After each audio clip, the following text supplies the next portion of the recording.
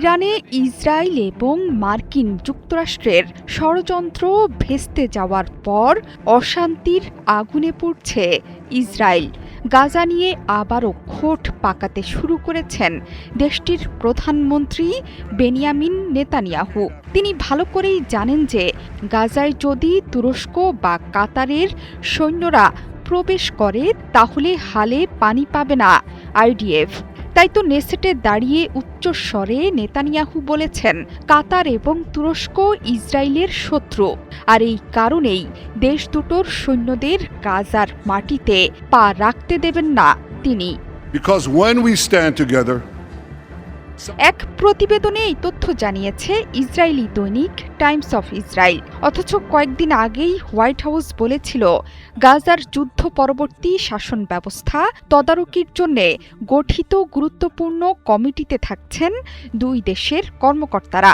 এই ব্যাপারে ইসরায়েল এবং মার্কিন যুক্তরাষ্ট্রের যে স্পষ্ট মতবিরোধ আছে সেটিও স্বীকার করে নিয়েছেন বেনিয়ামিন নেতানিয়াহু।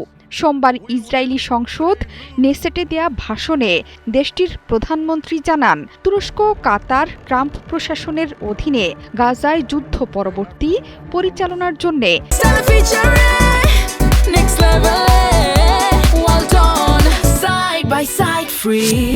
গঠিত বিভিন্ন সংস্থায় কোনো কর্তৃত্ব বা প্রভাব রাখতে পারবে না।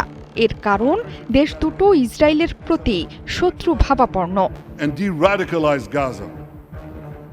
তবে মনে হচ্ছে ইসরায়েলের হিসেবে চলতে নারাজ মার্কিন প্রেসিডেন্ট। তার সিদ্ধান্ত মতে গাজায় গঠিত হবে এক্সিকিউটিভ বোর্ড।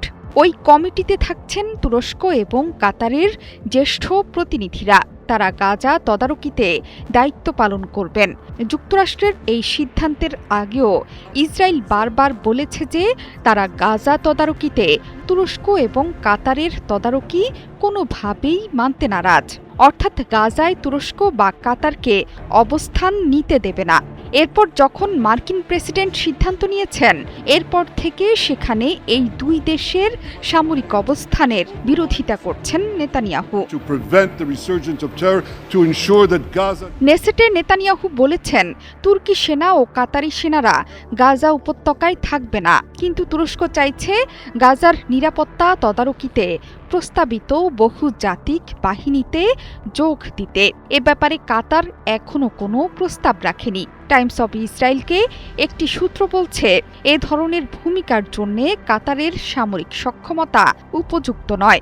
শুধু কাতার আর তুরস্ককেই নয়, রুশ প্রেসিডেন্ট ভ্লাদিমির পুতিনকে গাজা পিস বোর্ডে আসার আমন্ত্রণ জানিয়েছেন মার্কিন প্রেসিডেন্ট। এই তালিকায় আছে পাকিস্তানও। তবে মনে করা হচ্ছে মার্কিন যুক্তরাষ্ট্র তুরস্ক এবং কাতারের গাজার এক্সিকিউটিভ বোর্ডে আসা নিয়ে শক্ত ভূমিকা পালন করছেন। দেশ দুটোকে আনার ব্যাপারে নেতানিয়াহুকে আগে থেকে জানায়নি মার্কিন প্রশাসন। নেতানিয়াহু বলেছেন, মূল জাতীয় স্বার্থের প্রশ্নে যুক্তরাষ্ট্রের সাথে মতবিরোধ হলেও অটল ভূমিকা নেবে তার সরকার। জোহরা চৌধুরী সেতু, ৭১।